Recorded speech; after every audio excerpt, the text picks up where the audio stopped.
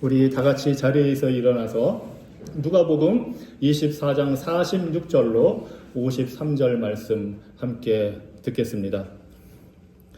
또 이르시되 이같이 그리스도가 고난을 받고 제3일에 죽은 자 가운데서 살아날 것과 또 그의 이름으로 죄사함을 받게 하는 회개가 예루살렘에서 시작하여 모든 족속에게 전파될 것이 기록되었으니 너희는 이 모든 일의 증인이라. 볼지어다 내가 내 아버지께서 약속하신 것을 너희에게 보내리니 너희는 위로부터 능력으로 입혀질 때까지 이 성에 머물라 하시니라.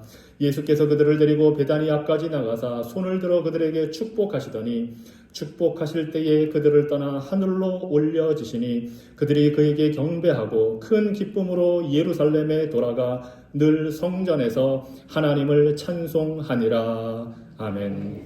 복되신 하나님, 이 시간 주님의 말씀이 신속하게 역사하여서 우리 귀에서 마음으로, 마음에서 입과 언행으로 전해지게 하여 주시옵소서. 땅에 비가 내리되 헛되이 돌아가지 않음같이 주님의 말씀도 헛되지 않게 주께서 보내신 뜻을 우리 영혼에 이루어 주시옵소서. 예수 그리스도 이름으로 기도합니다. 아멘. 자리에 앉아 주시기 바랍니다. 지난주에 우리가 주님의 부활을 축하하고 찬양하며 또 오늘은 그 부활 이후에 일어난 일을 우리가 함께 좀 살펴보려고 합니다. 우리가 누가복음 24장의 마지막 구절들을 읽었는데 사실 누가복음은 예수 그리스도께서 이 땅에 오심으로 시작을 하고 그것이 1장의 내용이고 이제 24장에서는 그분이 이 땅을 떠나는 것으로 결론을 맺게 됩니다. 우리 예수님의 생애는 낮아지심으로 시작하여서 승천으로 끝나게 되고 성육신하여 오심으로 시작해서 이제는 성육신하신 그 몸이 높아지심으로 끝나게 됩니다. 우리 예수님의 생애는 인류의 구원에 대한 기대로 시작하여 완성을 이룹니다. 예수님은 하늘에서 땅으로 내려와 천녀에게서 태어나셨고 이제 마지막에는 죽은 자 가운데서 부활하여 하늘로 올라가십니다. 예수님이 탄생하실 때 마리아, 사가랴, 시므온, 안나 그리고 천사들이 찬양했습니다. 그리고 부활 후에 아버지 품으로 돌아가실 때에는 제자들이 그분의 승천을 기리며 찬양했습니다. 이 세상에 내려오신 예수님은 바로 그렇게 하늘로 올라가신 분입니다. 그래서 우리가 사도신경을 고백할 때 그 내용이 나와 있습니다. 장사된 지 사흘 만에 죽은 자 가운데서 다시 살아나시며 하늘에 오르사 전능하신 하나님 우편에 앉아 계시다가 합니다. 부활 후에 승천하시기까지 우리 예수님은 40일 동안 매우 바쁘게 지내셨습니다.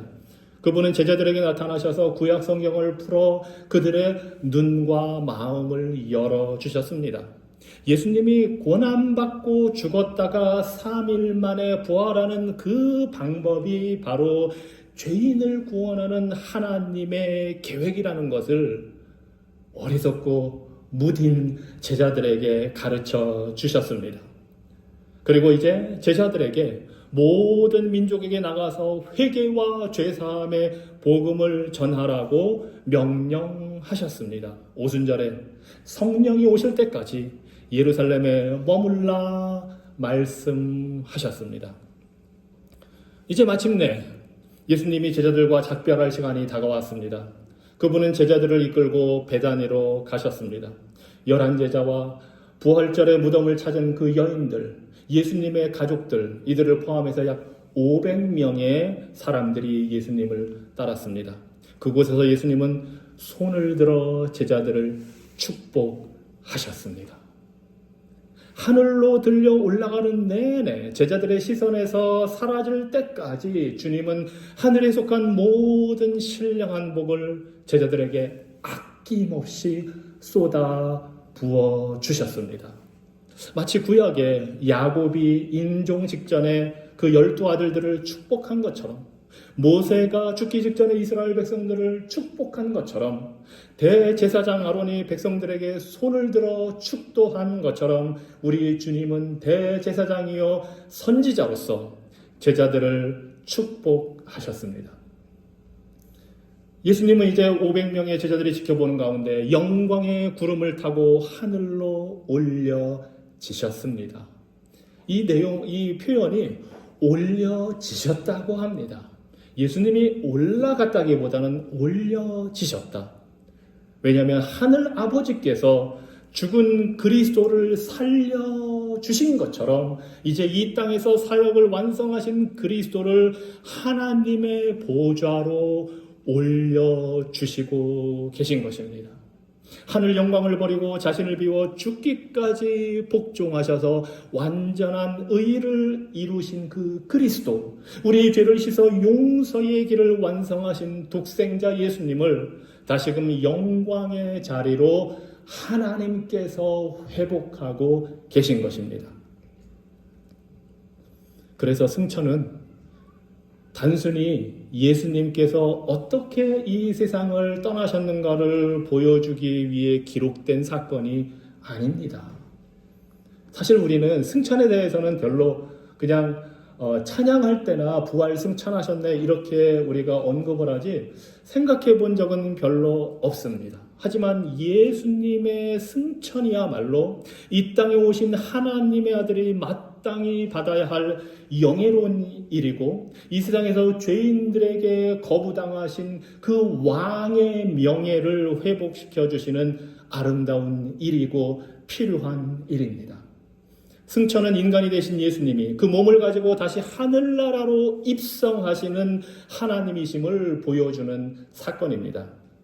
그리고 이제 사도행전 1장에서 보면 그 승천하시는 예수님을 제자들이 목 빠지게 바라보고 있을 때에 천사들이 말한 대로 그 영광의 구름을 타고 올라가신 그대로 다시 오실 것을 예표하는 것이 바로 그 승천의 순간입니다. 죽음을 이기고 다시 살아나신 하나님의 어린 양이 이 온 세상을 심판하실 유다의 사자로 오실 것을 예표하고 있습니다. 그래서 예수님의 승천은 우리의 신앙의 힘이 되고 가르침이 되고 유익이 되는 그러한 사건입니다. 그래서 오늘은 이 예수님의 승천에 담겨 있는, 물론 많은 의미가 있지만 세 가지를 우리가 함께 살펴보려고 합니다. 자, 첫째로 예수님의 승천은 그분의 사역이 완성되었고 이제 왕으로 등극하셨음을 보여줍니다. 예수님의 승천은 그분이 이 땅에 오셔서 하신 사역이 완성되었고 이제는 왕으로 올라가셨음을 선포하는 사건입니다. 예수님은 승천하셔서 하나님의 보좌 오른편에 앉으셨습니다. 이것은 십자가의 사역이 영원히 완성되었음을 보여줍니다. 그분의 희생은 우리의 모든 죄를 씻어주시기에 충분하다는 사실을 이 승천으로 선포하신 것입니다. 구약시대에는 죄 용서를 얻기 위해서 동물들을 잡아 죽여야 했습니다. 피 흘림이 없으면 죄 사함이 없다고 하나님께서 정해놓으셨기 때문입니다. 그래서 제사장들은 매일 하루 2번씩 아침 9시, 오후 3시면 희생제물을 바칩니다. 하지만 그것은 한계가 있습니다. 동물 제사에는 한계가 있습니다. 인간의 죄를 완전히 해결할 수가 없었습니다. 그래서 매일매일 그렇게 제사를 드리는 겁니다. 매일 죄 짓고 매일 그 제사를 통해서 용서를 받아야 되는 겁니다. 뿐만이 아니라 사람들이 있다가 자기가 뭔가 잘못한 걸 깨달으면 아침 9시, 오후 3시 그 번제 시간 말고도 언제든지 제사장에게 가서 자신의 제물을 가지고 가서 바쳐야 합니다. 그것이 동물로 제사 지내는 구약시대의 한계였습니다. 하지만 예수님이 오셔서 그 문제를 단번에 해결해 주셨습니다. 어린 양이신 예수님의 피는 여타 동물의 피와는 다르게 우리의 모든 죄의 문제, 모든 인류의 역사상 모든 사람들이 아담 이래 앞으로 태어날 모든 인류의 죄를 십자가에서 단번에 해결해 주셨습니다. 이것이 예수 그리스도의 보혈의 능력입니다. 그래서 히브리서 10장 11절 이하에서 이렇게 말씀을 합니다.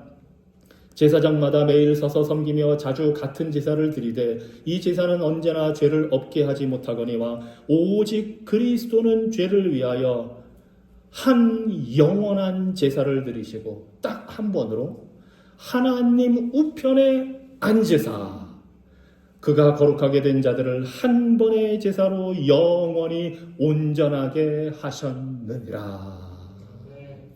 그래서 예수께서 승천해서 하나님 오른편에 앉으셨다는 것은 우리 죄에 대한 최종적인 대가가 완전하게 치루어졌음을 의미합니다. 그리스도를 믿는 자는 누구든지 십자가 보혈의 공로로 온전히 거룩하게 됩니다. 그래서 우리는 하늘 보좌에 앉으신 예수님을 바라볼 때마다 죄가 더 이상 우리를 지배할 수 없다는 사실을 확신할 수 있습니다. 죽는 날까지 우리는 죄의 유혹과 우리의 옛 자아와 싸우겠지만 이미 우리는 그리스도 안에서 죄를 이겼습니다. 승리했습니다.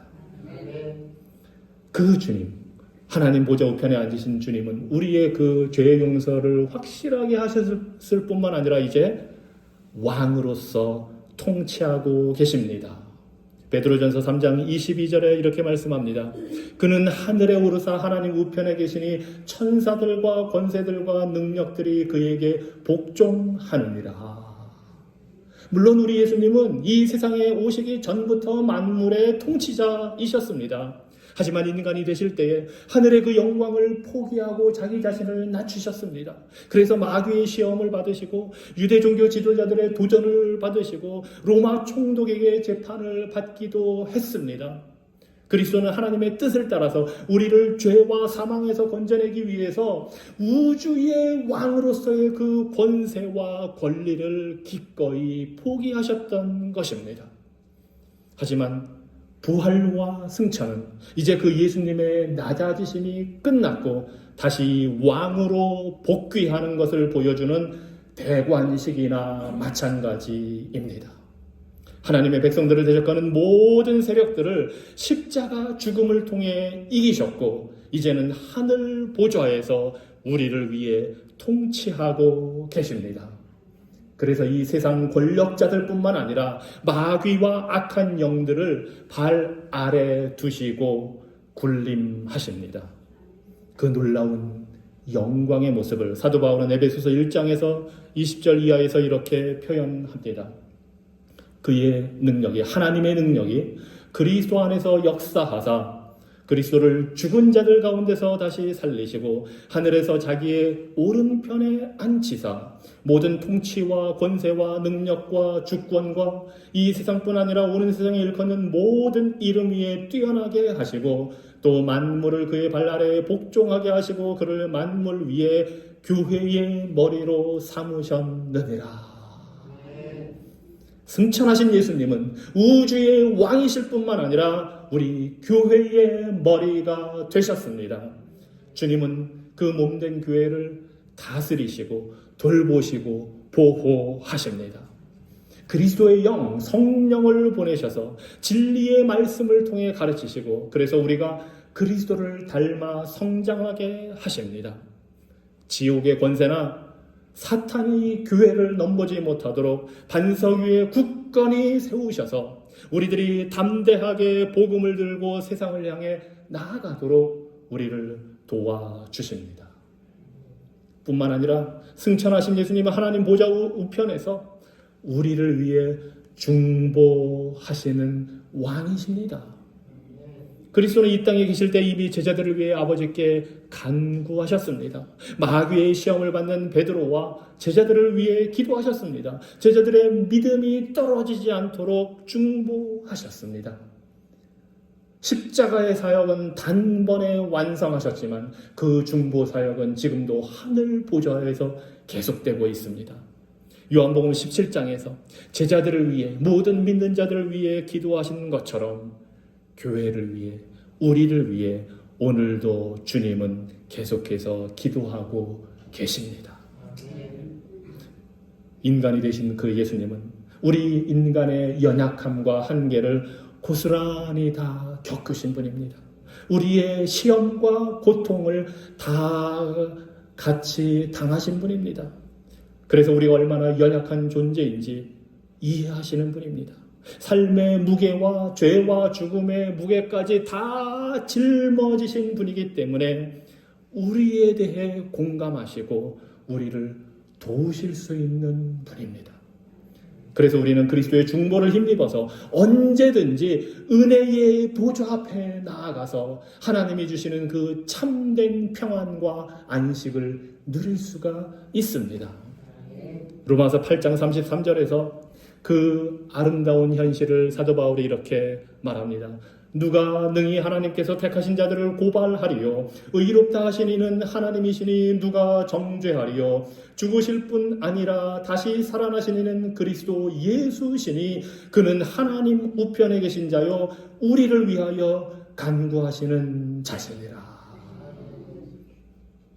승천하신 예수님은 십자가로 구속하신 백성들을 다스리고 계시며 보호하시며 중보하시는 통치자이십니다. 자, 둘째로 예수님의 승천은 우리에게 좋은 선물이 있음을 의미합니다. 오늘 본문 49절 누가복음 24장 49절에서 보면 주님께서 승천하시기 전에 이렇게 말씀하셨습니다. 볼지어다 내가 내 아버지께서 약속하신 것을 너희에게 보내리니 너희는 위로부터 능력으로 입혀질 때까지 이 성에 머물라.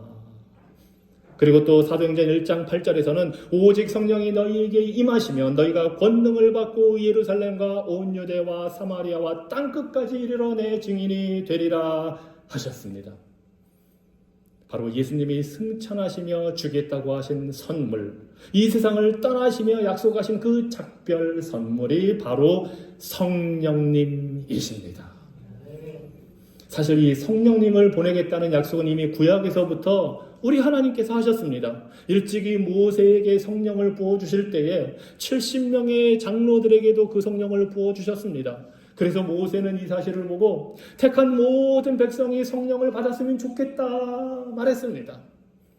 또 이사야 선지자, 에스겔 선지자를 비롯해서 많은 사람들이 하나님의 영이 성령이 이스라엘 백성들에게 장차 임할 것을 예언하기도 했습니다. 우리가 잘 아는 요엘 선지자의 그 본문은 마지막 때, 즉 예수 그리스도가 오셔서 하나님의 나라를 이루실 때에 남녀노소를 불문하고 지위 고하를 막론하고 성령을 부어주실 것이라고 약속했습니다.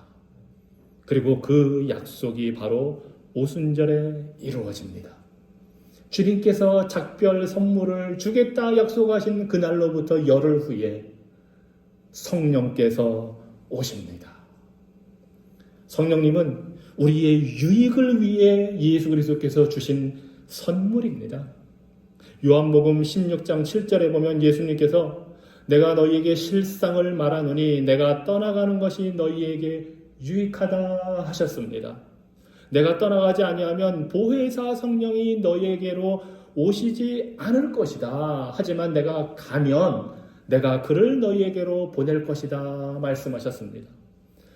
아니 우리 모두 그럴 겁니다. 제자들처럼 예수님이 우리와 평생 아니 영원히 그냥 이곳에 같이 계셨으면 좋겠다고 생각을 했지만 예수님의 계획은 달랐습니다. 내가 가는 것이 너희들에게 더 유익하다. 왜냐하면 보혜사 돕는 분 성령이 오실 것이기 때문이다. 부활하신 몸으로 계신 예수님은 이 땅에 계시는 한 시간과 장소를 불문하고 어디에나 계실 수는 없습니다. 물론 부활하신 예수님은 공간이나 시간의 그 한계를 경험할 필요가 없지만 예수님이 이스라엘 땅에 계시다면 지금 이 순간 우리와는 같이 계실 수가 없습니다. 그래서 시공간의 제약을 떠나서 우리 모든 믿는 자들과 함께 하시기 위해서 2000년 전이나 2000년 후나 이스라엘 땅이나 이 미국 땅이나 어디에 있든지 모든 성도들과 함께 하시기 위해서 보혜사 성령님을 보내겠다고 약속하신 것입니다. 예수 그리스도는 당신의 영, 즉 성령님을 통해서 우리와 함께 계시기를 원하십니다. 그분의 부활한 몸은 승천하여 하나님 보좌 우편에 있지만 영으로 우리와 함께 하십니다. 그래서 성령이 임하실 때에 우리에게 변화가 일어납니다. 우리는 승천하신 주님께서 약속하신 그 성령의 선물을 받을 때에 성경의 진리를 알게 됩니다. 왜냐하면 말씀을 기록하게 하신 성령께서 우리의 마음과 눈과 생각을 열어 이해할 수 있게 하시기 때문입니다. 우리가 성령을 받을 때에 죄 용서를 받게 됩니다. 성령께서 우리의 양심을 책망하셔서 죄를 회개하도록 하시기 때문입니다. 우리는 성령을 받을 때에 영생을 얻게 됩니다. 성령께서 복음의 진리를 우리에게 확신시켜 주시고 예수 그리스도를 믿을 수 있도록 우리 안에서 역사하시기 때문입니다. 우리가 성령을 받으면 우리가 겪는 그 모든 고난 속에서 하나님의 위로를 체험하게 됩니다. 그래서 우리는 어떤 상황에서도 낙심하지 않고 주님을 위해, 교회를 위해, 형제 자매를 위해 사역할 수 있습니다. 그리고 우리의 성품이 거룩하게 변화되어서 성령의 열매를 맺는 복음을 증거하는 능력 있는 삶을 살게 됩니다. 그 성령님을 받을 때에. 그런데 그 성령을 선물로 받기 위해 우리가 할 일이 한 가지 있습니다. 약속하신 성령을 예수님께서 보내주시는데 우리에게 성령을 구하라 말씀하셨습니다. 누가복음 11장 13절에서 예수님은 믿음으로 구하는 자에게 아버지께서 성령을 주신다 약속하셨습니다.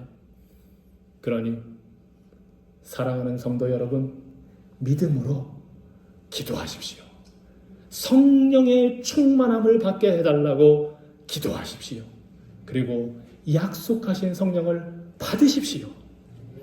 모든 선한 은혜를 가져다주는 최고의 선물이신 성령님을 받아서 풍성한 은혜를 누리시는 삶을 살기를 축원합니다. 자, 셋째로 예수님의 승천은 장차 예수님께서 이 땅에 다시 오실 때에 우리 모두가 영광의 몸으로 부활할 것을 의미합니다. 우리는 예수님처럼 영광의 몸을 입게 될 겁니다. 예수님은 승천하실 때에 부활하신 그 몸을 버리고 영혼만 하늘로 올라가신 것이 아닙니다. 영이신 하나님의 아들이 이 세상에 오실 때 입은 그 육신, 못 박히신 손과 발, 창에 찔린 그 옆구리, 가시관 쓰신 머리, 이 모든 것을 그대로 가지고 아버지께로 올라가셨습니다. 그리고 성부 하나님은 그 성자가 이 땅에서 받은 그 영광의 상처, 인간이 되어 입으신 그 몸을 기쁘게 받아주시고 영화롭게 하셨습니다. 그래서 예수께서 부활의 몸으로 승천하셨다는 그 사실은 우리도 그리스도처럼 부활할 것을 보증합니다. 사도 요한은 요한일서 3장 2절에서 이렇게 선언합니다. 사랑하는 자들아, 우리가 지금은 하나님의 자녀라. 장래에 어떻게 될지는 아직 나타나지 아니하였으나 그가 나타나시면 우리가 그와 같을 줄을 아는 것은 그의 참모습 그대로 볼 것이기 때문이다. 이 말씀은 두 가지를 우리에게 알려줍니다. 지금 빨간색으로 표시가 되어 있는데 한 가지는 바로 승천하신 예수님이 다시 오신다는 사실입니다. 그가 나타나시면, 지금 승천하신 예수님께서 다시 오시면 예수 그리스도는 하늘 보좌에 지금 계시지만 장차 이 세상을 심판하러 다시 오실 것입니다. 2000년 전에 구원자로 오신 주님은 이제 앞으로는 심판주로 오실 것입니다. 그때 마귀와 악한 영들과 불의한 자들, 그리스도를 거부한 자들은 영원한 지옥 멸망의 심판을 받게 될 것입니다. 하지만 하나님께서 택한 자들, 예수 그리스도를 구주로 고백하고 섬기는 의인들은 주님께서 다시 오실 때에 아름답게 영광스럽게 부활한 몸으로 영광의 나라로 이끌어 가십니다. 그때 믿음 안에서 죽은 자들은 부활의 몸을 입고 살아나게 되고, 그때 믿음으로 살아있는 자들은 영광스러운 몸으로 변화를 받게 됩니다. 그래서 우리 모두는 승천하신 그리스도처럼 그와 같게 되어서 부활의 육신을 가지고 성육신하신 그리스도의 참 아름다운 모습을 보게 될 것입니다. 놀라운 축복은 우리가 이 세상에서 그리스도의 재림을 기다리는 동안, 아니 우리가 주님의 부름을 받고 천국에 갈 때까지 이미 그 아름다운 영적인 복을 이 세상에서도 체험할 수 있게 해 주셨다는 사실입니다. 에베소서 2장 4절 이하에 보면 사도 바울이 이렇게 말합니다. 긍휼이 풍성하신 하나님이 우리를 사랑하신 그 큰 사랑을 인하여 허물로 죽은 우리를 그리스도와 함께 살리셨고 또 함께 일으키사 그리스도 예수 안에서 함께 하늘에 앉히시니. 예수님이 십자가에 죽을 때 우리의 옛 자, 죄인된 자, 죄로 인해 죽었던 우리의 모든 것이 십자가에서 함께 죽었다고 합니다. 그리고 예수께서 부활하실 때에 우리도 함께 살아났다고 말씀하십니다. 그뿐만이 아니라 이제 예수 그리스도께서 하나님 보좌 우편에 승천하여 앉아 계시는데 우리도 그리스도 예수 안에서 함께 하늘에 앉히셨다 합니다. 우리는 지금 이 땅에 있지만 영적으로 우리는 그리스도와 연합돼서 하늘 보좌에 계신 그리스도와 함께 있는 겁니다. 이것이 우리가 누리는 아름다운 영적인 현실입니다. 믿어지십니까? 놀라운 그리스도인만이 누릴 수 있는 참된 축복입니다. 그래서 17세기 영국의 청교도 신학자 타머스 보스턴은 우리가 누리는 이 현실, 장차 주님 앞에 가서 부활의 영광의 모습으로 우리 예수 그리스도를 만나는 그 장면을 이렇게 묘사를 합니다. 천국에 들어갈 때 우리는 예수 그리스도, 곧 하나님이시며 사람이신 분을 우리 육체의 눈으로 보게 될 것입니다. 왜냐하면 그분은 결코 인성을 버리지 않으셨기 때문입니다. 우리는 신성과 인격적으로 연합되어 있는 예수님, 모든 권세와 능력과 이름 위에 높이 들리신 그 영화롭고 복된 육체를 보게 될 것입니다. 저는 좀 궁금합니다.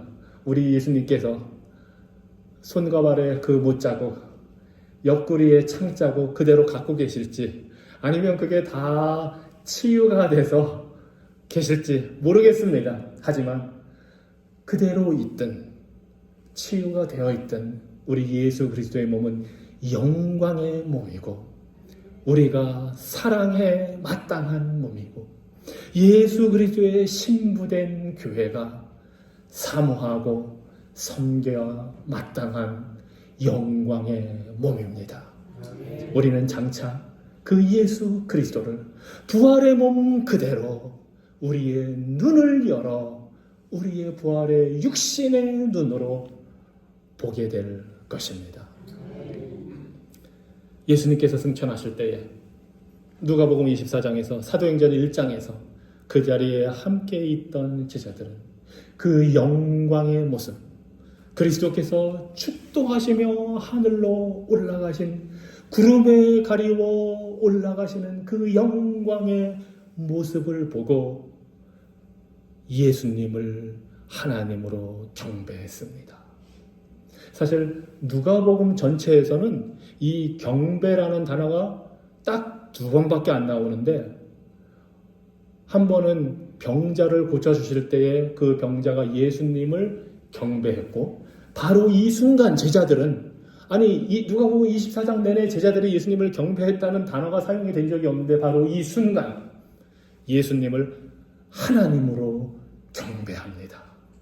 그들은 십자가에 죽으시고 부활하시고 승천하시는 예수 그리스도가 단순히 우리 위에 오신 메시아 인간이 아니라 바로 성자 하나님이심을 지금 경배하고 있는 겁니다. 그리고 하나님 아버지를 찬양합니다. 예수 그리스도를 바로 만난 사람들은 예수님을 하나님으로 경배합니다. 그리고 명령하신 대로 이제 예루살렘으로 돌아가서 우리 주님께서 약속하신 성령을 기다리기 시작합니다. 열흘 동안 예루살렘 성전에 모여서 기도하며 약속하신 선물을 기다립니다. 죽었다가 부활하신 구세주, 승천하신 왕을 만난 사람들이 보이는 반응은 어디에서도 동일합니다. 바로 그리스도를 경배하고 찬양하며 말씀에 순종하며 약속하신 그 말씀을 붙들고 성취되기를 기다립니다. 승천하신 예수님은 지금도 왕으로 통치하시고 교회와 이 세상과 우리의 삶을 다스리십니다. 여러분이 두려워하는 것이 무엇입니까? 정권이 바뀌면 두렵습니까? 공산당이 두렵습니까? 북한의 핵미사일이 두렵습니까? 여러분은 그 핵미사일보다 하나님을 더 두려워하십니까? 여러분은 무엇을 의지합니까?